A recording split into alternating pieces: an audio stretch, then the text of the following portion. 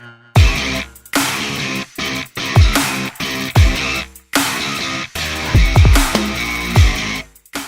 we have Dave Cas, author of Shenanigans.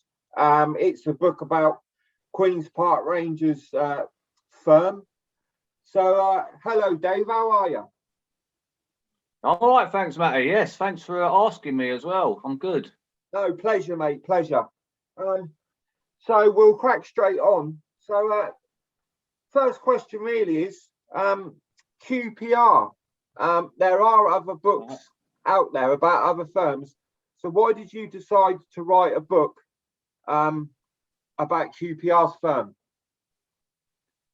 Well, I suppose it's not one of the little answers to that. It's not about a particular QPR's firm as such. It's more about all the lads that went to QPR. So it's not about a firm or the firm. It's about stuff that I got involved in the 80s mainly. And there is mentions of other lads and our firm in there. But when I was a kid, I've written another book, which I won't go into, which is all about my upbringing and my crazy life. Because I admittedly, I had a lot of issues with alcohol and drugs and this, that, the other. And I got sober 15 years ago, just to cut a long story short. Since then, it's put this way, if I'd still be doing what I've been doing now, I'd either be dead or I fucking would never have written anything or done anything like this. But anyway, yeah, I wrote the book because I got the bug for it. I wrote my first book, and I wrote another book called Memoirs, which is just about a basic book about supporting QPR, and I had a lot of people contribute to that. And the third one, I thought, you know what? Part of my growing up history was being a casual back in the 1980s, as you well know, Matty, yourself, and a lot of other, and hundreds of thousands of lads did that as well. So why not write a book about it? It's one of those subjects that everyone, you know, a lot of people love it, whether you got involved or not, or whether you was or wasn't. It's one of those subjects. So I thought, yeah, write another book, and it's kept me occupied through, you know, I have been working, lucky enough, through lockdown, but during lockdown, what else do you do? So I did write this third book, and it was a pleasure doing it, and I loved it. I love my team QPR. I love all things QPR, and there's never been a book written about QPR's lads before. So yeah, why not? Yeah, why not?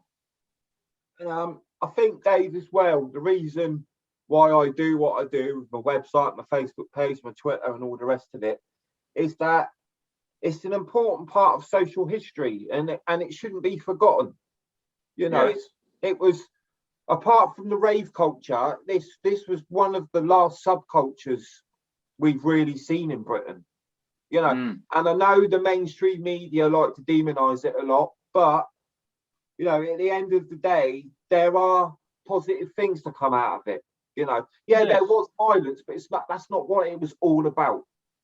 No, you know? it wasn't. No, it wasn't all about the violence at all. No. I mean, when you say about the rave culture, Matty, it crossed over.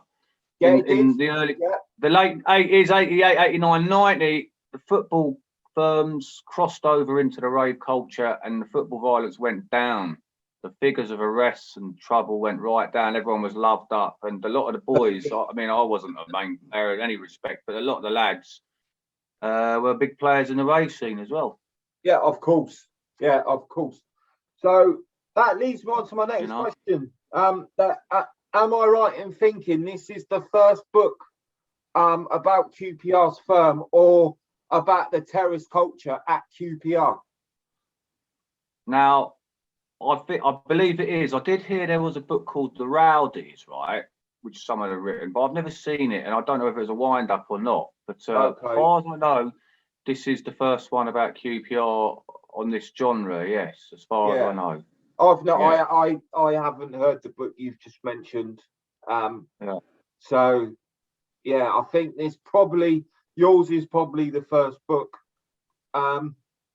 I've seen it a lot on Facebook, the football groups I'm in, which is a reason I contact you and ask for an interview. So when did you first start going to Loftus Road then? Well, the first time I ever went to Loftus Road is it was about 1977 to 78, and my mum's boyfriend at the time, he probably didn't want to take me, but my mum probably fucking gave him so much grief he did, because I started supporting QPR when I was about 7 or 8, and I wanted to go to QPR, and he took me, took me in the old school end, which is the away end. Cause I even wrote down, did he do it out of spite or did he just do it because it was cheaper to get in? I don't know. Who cares? But anyway, yeah, 1977 to 78. I remember the game. It was against Wolves at home, and we lost 3-1. And Big Bob Hazel, do you remember Big Bob? Do you know? You must. I don't know if you remember Big Bob Hazel at all, mate. He was a big black defender playing for Wolves. Huge fucker. And for some reason, I remembered him more than anything because he was a solid defender. We signed him about a year or two later, and he played in the FA Cup final for us against Spurs in 1982. So that was my first memory. Yeah. Okay. And then we got relegated. So leading on from that, when did you first start? Attending matches either on your own or with your pals? Right. On our own, myself and my good friend Martin. I won't mention his surname because that wouldn't be fair. Probably around about 1980, I'd say. Yeah, it was about 1980, 81. We'd have been about 14 years old, I think. Yes. Right. Yeah. About so 1981, Matty, yeah. When did you first start thinking that the casual scene was for you? What attracted you to it? Right. Now that's a good story. That's a little story on its own, which I don't know if I put in this particular book, but I put it in my last one. We went to in the 1982 to 83 season. I was just still a skinhead then, and we went to Leeds away. And QPR flying that season. We won the championship. We won the second division that year, quite easy, not easily, but we quite well. Went to Leeds away, Elland Road, who were fucking at that time notorious, weren't they? They're animals, Leeds. Oh, the service crew, really well done. Yeah. Oh, mate, we went up on the service. It wasn't the service. It was a special train. It was a special for the supporters. Oh, yeah, football specials. Yeah. Yeah, and that particular game, I'm going to name QPR's mob now. Which he was going to ask me anyway. The CMOB a lot of them were on that coach, probably because it was cheaper to get up there or whatever on the special that day. Good turnout actually, and I was a skinhead. And what it was on the way back, we won 1-0, and everyone was well chuffed, and we managed to get ourselves. I think we had Did we have it? I don't think we were drinking that day, but we was on the piss at that age on cider, bottles of cider. But I don't think we had anything on the way back. Me and my mate. The boys, the lads, the older lot, marched through the carriage and they were looking at us. They see us, we were there. I was in a tatty old sheepskin coat covered in glue stains because I used to sniff glue when I was a kid and all that, like. And they looked at us and they said, "You boys are all right, but you're a tatty, you're tramps. Sort yourselves out. You need to smarten up." And I said, "Look, I ever could have sulked and cried about that and gone home and got the hump, but I took it on the chin and thought, I like the way they dressed, and then you started seeing all the lads wearing all the proper colourful, nice sportswear and all that. Yeah. And that's how I got into that. I thought, yeah, I want to take that on board. I want to be part of this. And that's how I became. And I thought that's how I started to get into that thing. Yeah, and just start trying to look smart, So instead of being offended and like you said, going home and sulking and thinking arseholes. You actually took that on board and think, no, actually, I want to look like them. Yeah. Because they look smart. And there was obviously, there was something about them, which is, right, you've led me on to my next question, which you've mentioned QPR's firm, this CMOB, am I right? Well, that was the firm, that was the older lot, and the CMOB was called CMOB. I mean, I know a lot of them, I've been on their coaches a few times, and you always knock about with the lads, but they're staunch, right? CMOB are staunch, and they probably, I'm not sure if they're even that happy about me even writing a book, right? But no, they never felt the need. They don't particularly feel the need to do a book about whatever. But this is not about glorifying or bigging up QPR. It's just the fact that I've done it, and a lot of people would have liked to have had this book out. But what was the question again? Fuck's sake, I've just lost CMOB. it. You've told me the name of CMOB. So really, the question is, did you know how that name come about? Yes. In I think it was the 78-79 season, QPR went to got a coach to Preston away. I wasn't there. I was too young then. as you know. But they went to Preston away, and there was a lot of aggro. They took a good 50 lads up there and had a great weekend away. And they called, I don't know who actually came up with the name, but they called it CMOB after coach. C's sort of like for coach, so they were the coach mob. That's CMOB, yeah. That's right. That's how they were born. Yeah, they were born that way. That makes sense. I mean, the people I interview are from different firms, and I'm really interested how these firms got their names. Yes. You know, because a lot of them, like I've interviewed Martin King of Chelsea, and he said that they never ever called themselves headhunters. That come from the media, but it stuck. Yeah. And so it carried on, and then they carried on using it. Okay, Dave. So the next question is, what era is the book set in? Is it set in the 80s, 90s, or to the present day? Well, it is throughout the whole thing up until it starts off late. There is a little chapter in there called the Battle of Barnet about the early 70s, which I got a lot of information from the older lads who contributed towards that. So starting from the early 70s, and then the late 70s, then it goes through the 80s, which was my era. Then the 90s, it mentions a little bit, which went off the boil because of the rave scene. And then towards the late 90s, it all started again. And then the 2000s, I mentioned a little bit. And I retired myself from all this when I got sober in 2004. I knocked all the drink and gear on the head and everything, and got out of trouble. I didn't want the trouble anymore. It was ruining my life. And so for me, it ended in 2004, but there is mentions right up to 2010 and up to 2013 in the book as well. So, yeah, a right spectrum across from the 70s to 2014 or whatever. Yeah. You've mentioned, I mean, this leads on to my next sort of question as well. You mentioned the name of QPR's firm, which is CMOB, which means coach mob. So my next question was, did QPR's firm travel away, or was your best numbers at home? But I suppose, they did travel away because that's where they got their name from. Well, yeah, QPR did travel away, but not in massive numbers in the 80s and not in great massive numbers, but it was a staunch load. For teams like Norwich and Ipswich and Oxford and Luton and all that, there'd be a great turnout. But if you've got teams like, say, Newcastle, or the further north you go, the numbers would have been very small. But more recently, we travel well.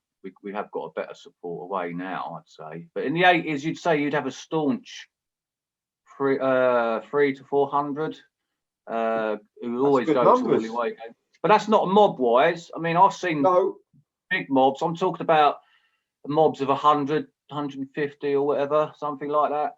Yeah, so you've got lads, but you've also got shirters as well. Yeah, that travel away. So not everybody was game, but within that mob, you had a little mob, obviously, that were game. Back in the day, it's not like now. Back in the day, when you travelled away, it was dangerous. Let's have it right. You went to these small. I mean, like I said, I've interviewed someone from Portsmouth, and he said we got done by teams like Lincoln, because anybody on their day can have it. Oh yeah, definitely. Never underestimate. That brings me on to my next question, Dave. Is back then, or even to the present, is up to you. What firms did you rate back then? Did I rate? Yeah. Well, in what respect? The ones we'd actually had any action with, or just the fact that you rated them anyway from their reputation? Action with, really. Okay. Well, Luton, obviously, because QPR and Luton have had a thing over the years. Yeah. There was always fucking the mix, isn't it? Yeah, the MIGs, Men in Gear, and I still think that's the best name for a firm. Me personally, it's the best name. Men in Gear, right? And MIGs is a Russian fighter pilot. There's a fighter plane, the MIGs. Right. You see the MIGs flying in, or the Men in Gear. So respect to that. I'm not fucking blowing up. I'm not fucking sucking their knobs or nothing. But like that, fair play to that one. Like, so I'd say Luton, the Herd of Arsenal, Spurs, Cockney Reds, You'll hear about the 657 of Pompey, who seem to take masses everywhere, but we never really played them back in them days, to be honest with you. No. Forest, Nottingham Forest, big rate them because they used to turn up at QPR all the time. I've interviewed Gary Boatsy Clark. Good lad. Told me all about how their name, Forest Executive Crew, came about. Even wrote a piece on my website. So yes, I heard that one. Yeah, I heard your interview. Yeah, interesting. So what other teams do you rate? Probably let's just talk about by reputation. By reputation, well, obviously back in the day, you got Millwall, ICF, Chelsea in the 80s were fucking huge, weren't they? I mean, a lot of ours knew their lot. Chelsea and QPR sort of grew up together because they were all in the manor together. So, they were a big player with Chelsea, weren't they, back in them days? And then you had teams like Borough. Actually, QPR have had some good ones at Borough over the years. Actually, I've heard a lot. Yeah, I've heard a lot about Borough. Borough were players back in the days. So yeah, even Middlesbrough, you'd have to rate them big time. Yeah. So you got involved in the casual scene, and it's even gone on today, and there's been certain clothing brands that have sprung up from the casual scene, like Peaceful Hooligan, Weekend Offender, and then you've got other little independent brands that do T-shirts that aspire from terrorist culture. So what were your favourite brands, Dave? What, back in the day?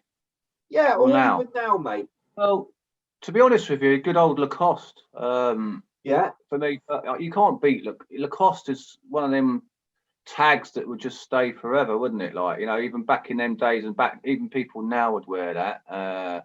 Lyle and Scott's a nice tag. Definitely. I'm wearing this Kappa thing, which I just dug out the fucking thing. I used to like Kappa back in the day. Yeah. Cecchini, the original Feeler, Alessi. Although Alessi and Feeler are fucking shite now, aren't they? They're fucking Sports Direct. But in them days. I mean, if you get like myself, I and this will be another question I'm going to ask you. If you get stuff like Feeler White Line and Sergio Tacchini, vintage, then you're talking. But they have definitely got a cheaper end of their market. They have, and everyone each to their own. But I love the vintage stuff. But me, I'm out of the clothing scene now. Really, I live in Ireland in the mountains. No one gives a fuck what you wear around here. Sweet, So I ain't got to spend loads of money now. Yeah, of course not. Yeah. So that leads me on to my next question. What was your, because you've been about in the casual scene since the mid 80s, I'd say. Let's say, yeah. So what was your, and obviously the casual scene and the clothes, it changes, it evolves, one-upmanship and all the rest of it. So what was your favourite look? Was it the 80s with the Sergio Tacchini and the Feeler? Was it the 90s with Stone Island, or was it the 2000s with the CB companies? What was your favourite look? 80s all day long for me. Yeah, 80s all day long, because there was so much different things you could wear, colourful. There were so many different brands, but since the late 90s, it all seems to be Stone Island or Clone Island. I call it Clone Island now, to be honest. You can see some mobs. You see some mobs walking around of 30 lads all wearing the same fucking jacket. Bless them. Fair play to them. But the 80s for me, you can't beat the 80s. No, I have to agree with you, Dave. I'm very much into the Feeler White, like I've just said. I'm very much into the Sergio Tacchini. And even the rest of the bands like Farah, But then Farah, yes, mate. Now we're talking Farah trousers. But then I'm also bringing it up to the present. I'm also like, you just mentioned Stone Island CB coming. Now, Stone Island, you called it Clone Island because it almost became a bit of a uniform, didn't it? Football casual. Yeah, and that's what it was. It was the baseball cap, everything done up like that. Yeah. Baseball cap down, Stone Island, all became a bit sinister. Yeah, Adidas trainers, Boom. Yeah. I don't knock anyone. I'm not knocking no one. Fair play, lads, and all that. But yeah, it's just the look, you can only give your opinion, Dave. You know, and you can only give what you like. You know, which is fair enough. So yours was the 80s. We've talked about Stone Island, being Clone Island, and it's a shame that it did become a bit of a uniform. So yeah, what were your favourite trainers back in the day? Well, to be fair, everyone loves Adidas, don't they? Everyone loves Gazelles. For me personally, I like New Balance. Even back in the 80s, you know, I like the New Balance. That's my favourite. Yeah. You know? I was sorry, as a question I meant to ask you, the last question when we was talking about fashion and bringing it up to the present. Labels like Peaceful Hooligan, Weekend Offender, Original Casuals, 80s Casuals. Are you fans of them? I don't buy anything that much anymore, I'll be honest with you. But they are nice stuff. You know, Weekend Offender's got some nice bits and pieces. But I don't really buy much anymore, to be honest with you, Matty. Yeah. It's not my scene. That's fair enough. Right, we'll talk about football films. Now, I've asked a lot of my interviewees this question. Do you rate the football films? I haven't watched one for years, right? I haven't watched one for a while, mate, to be fair. The ones that stand out to me back in the day when they first came out really was The Firm with Gary Oldman, right? Everyone, if you didn't like that, then you weren't a football lad, were you? No. You know, everyone loved that. When it first came out, it's like, Bexley and fucking whatever his name was. It was a bit far-fetched, but then it was also a bit of realism. You know, when they went up to Birmingham, your man Benny out of fucking Grange Hill got carved up down a boat race.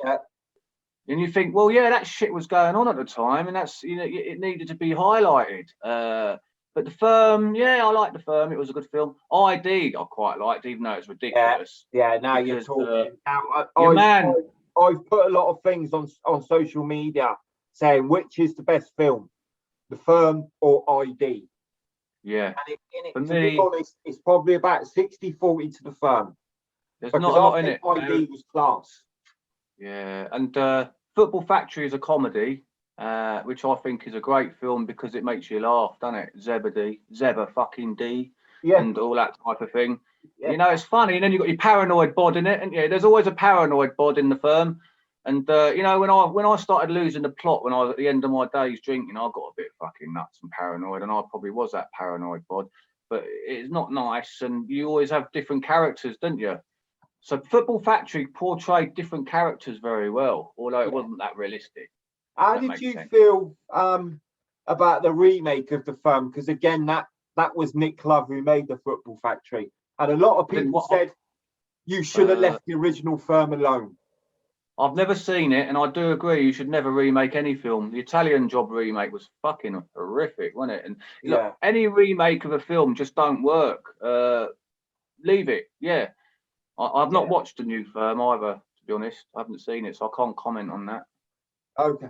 So what you said already that you knocked the alcohol and the gear on the head. Congratulations for doing that. I mean, thanks.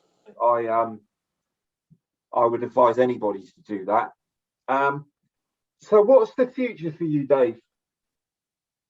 As in any more books? I have got the bug for writing, and I've written 3 books in about a year, right? But I do need to have a rest. My poor missus, I've literally blanked her for the last fucking year because I've been writing. But I would like to do one. Maybe I'll do another one. I don't know. Someone asked me, right, a QPR fan, I won't mention his name. He wanted me to write a book on QPR's Europe. We went to Europe twice, one in 76 to 77, and also in, I think it was 84, our European ventures when we played in Europe. But I never went to any of them games, so I don't think I'd ever get enough material to fill a whole book about that. You're with me? But it's about fans' experiences of when they travelled to those European games. Would be interesting, but you could never get enough to fill a book, to be honest, on that one. So I don't know. I might write another book about something or other eventually, but I need a rest, man. I mean, I've dabbled with the thought about writing a book, and I've got a lot of interviews on my website, which is, I think I've got enough material, but it's just a thought. Sort of to finish up, Dave, I ask all my interviewees this question: modern football, how do you feel about it, mate? Modern football is it's just totally different to what we grew up with in the 80s and that. Football was football back then. Football, Loftus Road was a sandpit, fucking Stamford Bridge was a sandpit, and we all played in shit pitches, and the fans were all together, and it was a working man's game, and you could afford to go. You could afford to go to the away games, but now I think everybody's mentioned it on all your videos that it's become a business and it's cutthroat and it's just not right anymore. Sad. Yeah, VAR is just outrageous. It's corporate, clinical, Dave, isn't it? I mean, the referee's decisions, as bad as they might be, were part of the game. Of course it was. Take it on the chin. Fuck's sake. And now, if your team score a goal, you kind of have to wait to cheer, or you do your first cheer, and then you got to wait. Yeah. Oh, hang on, his VAR said yes. Oh, they have, and then then you're cheering again, and by then, fuck that. You might as well just fucking play PlayStation or something. I don't like play. I don't play. Yeah. For me, they've got to. The only thing they should use VAR for is if the ball crossed the line. That's it. Yeah, to make if it's like a decision. Yeah. Did it go over or didn't it go over? Yeah, then it's a good idea. A bit like Wimbledon. Offside because the front. It's like that. Wimbledon, the tennis tournament. Wimbledon. They got that. What's it called? The thing that as it hits, in it. Yeah. Something like that. Yeah, it's all right for that. But all these other decisions, no. What's the ref? The referee's on the pitch to do that for quite. What's he get paid for? Exactly. Yeah, just to look at a screen and say, "What do you think?" And that. Yeah. Exactly. Might as well not have a ref on the pitch. Game back then, and I just think modern football needs to turn full circle. Do you get what I mean by that? It needs to sort of go back to basics. Wouldn't it be great if it did? I suppose we'll talk a little bit more about modern football, because everyone's got an opinion on this Super League. Do you think? Do you know what? This is a question. Do you think that this is a victory for the fans, or we haven't heard the last of this Super League? I don't know. You couldn't rule it out, could you? And it has been a bit of a victory for the fans, and thank God. Do you know what? Me being a selfish sort of person, for my own team, QPR, when they announced this Super League, first of all, I said, yeah, good, crack on and fuck off, you lot. You can go and do one. All the top six, right? And then that'll give everyone else half a chance of maybe competing again. But then I thought, hang on a minute, no, that's not what football's all about, is it? How about scrubbing out all that fucking big money for a start and getting rid of Sky TV out of the equation, and then get back to, let's give everyone a chance of competing. That's what it's about. I've got not a soft spot, but I am supporting teams like Leicester and West Ham that are because this so-called Super Six, as we say on I do a radio show with Martin King and Gary Harris on Saturday on Pitch Radio, Saturday Live Show. And as we say, they're a little bit of a football mafia at the moment. The so-called. So I can understand you saying, yeah, go on, sod off. And I want to say one more thing about that. This financial fair play business, which QPR got hit with, right? Yeah. And it seems to be that these big boys like Man City seem to get away with jack, scot-free after spunking absolute savage amounts of money, right? And yet poor little QPR and all these other teams like Sheffield Wednesday who've just felt the brunt of that and got relegated on the strength of that bollocks, yeah? Where's the equality in this anymore? Is there any equality? No, there isn't. No, the Super Six can do what they like. Yeah, I think I'll go back to the original thing and say fuck off and do one. Yeah, and I mean, I think because like what we've spoken about on Pitch Radio is that the so-called Super Six, they're going to have to pay big because they signed contracts apparently for 23 years. So they're going to have to pay big fines. Now, and apparently they're going to get fined by the Premier League for their betrayal and stuff like that. But really, these teams are rolling in money. So are fines really going to hit them? I think it should be a point deduction. Yeah, or some kind of embargo. Can catch up. I can get a little bit for it. It's like, that's why I've got a little bit of support for teams like Leicester and West Ham, because they're up there mixing it up a little bit. They ain't got loads to go. Because all this comes down to money, doesn't it? Oh yeah, if you haven't got it, then you're fucked. Yeah, basically. Where before, I mean, as well, the so-called Super Six, they can survive by their TV contracts and all the rest of it. So it's just contempt for the fans, where other clubs can't survive without their gate money. Yeah, that's what it's like. Yeah. So it's. I think a lot, but I think I think it's a victory for the fans. Yeah, it is a victory for the fans, and well done to everyone. Although it went a bit over the top at Old Trafford, didn't it? When they broke into Old Trafford. Yeah, that was a bit. I think that was. Do you reckon that was? I think that might have been a renter mob or something. Just trying to get media attention. Was it really so? But we again discussed this on Pitch Radio, and you can't break into Old Trafford.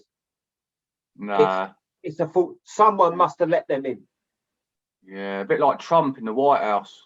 Yeah. Someone must have let that mob in, right? Yeah. To Old Trafford, because it ain't a non-league ground where you can jump over the fence. No. The security sort of. What happened to the security? Yeah, fuck's sake. Exactly. Someone was in on that. Yeah. It was an inside job, but could be. I don't know. I'm just putting it out there. You do love a conspiracy theory. Yeah, I love a conspiracy theory. Okay, Dave, it's been great to talk to you, mate. Asked you for this interview because you see books out there about Chelsea, ICF, Millwall, Liverpool. But then when your book come along, I thought, hang on a minute, it's a different take. This is QPR. Not a massive firm, I'm sure you'd admit. No. And you've probably got run as much as you run other teams. Yeah. But this is why I asked you for an interview, because, good on the fella. He's wrote a book about his. What it's about? Like you said earlier, it's part of history, right, Matty? It's part of history. It's part of anyone who grew up in the 70s and 80s will remember back in them days. And for me, it was a keepsake sort of thing, just to reminisce about the old times. And that's what it's about. I don't big myself up. I'm not a top boy or anything like that. I never will be, never want to be. I used to mix it with a lot of the lads there, and I know a lot of lads at QPR. Yeah. I know a lot of lads from other clubs. And QPR is a great club. It's one of those clubs where everyone knows everyone. It's because it's not a massive club. Yeah. You get your staunch fellas that you'll see most of the time, even if you don't go anymore like myself. But when you do go, you see all the lads that do go. Yeah. You with me? The last one we played, the last game I went to was Luton at home when we were allowed crowds back then. And we went in the Askew Arms, and there was 300 in there. And there's people in there you remember from the 80s and 90s you haven't seen for years. And it's all about saying hello, mate. I ain't seen you for ages. Yeah. And then you get chatting about the old days and stuff. It's just camaraderie. Camaraderie is the word, ain't it? Yeah, it's like exciting, isn't it?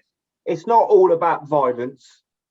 You know, it's about fashion. It's about music, which crossed over to the rave scene. and you had your big players in the rave scene, you know, and stuff like that. It's like you said, you go back to your club and you see mates you ain't seen for years.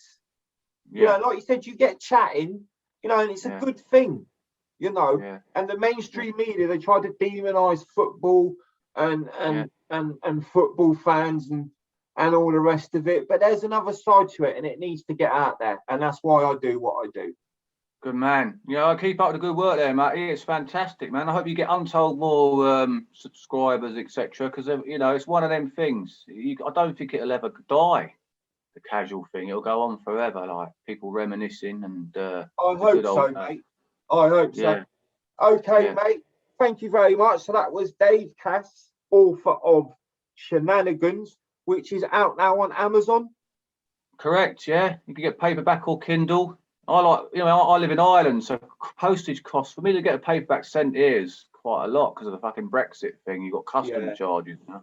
So yeah, Kindle works for a lot of people. I download a lot of my books on Kindle now and read it on my laptop. So it's out there now, at the moment, and that's £9.99. Am I correct? Is it £9.99? Yeah, I think it is. Yeah. I did look earlier. So that's out there. Okay, mate. It's been nice to talk to you. There'll be more videos coming from UK Casual soon.